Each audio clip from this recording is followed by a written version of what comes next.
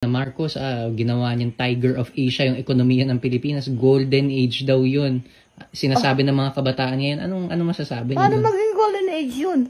Nung primero, bago siya mag-Marcelo, golden age ang equivalent ng pera ng Pilipino. Ang palitan ng dollars ay $1 equals 4 pesos. Pero nung pag-alis niya? Pag-alis niya, aba, ang mga pera nasa kahon. Anong dapat uling gawin ng mga kabataan ngayon? Bantayan.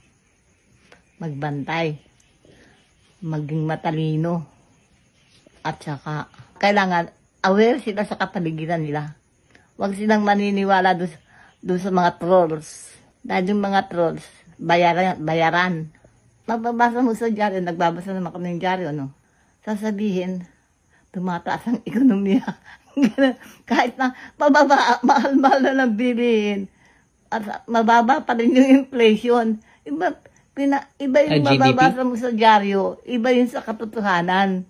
Pero sa katotohanan, naghihirap ang mga tao kasi mahal. Mahal ang mga bilihin.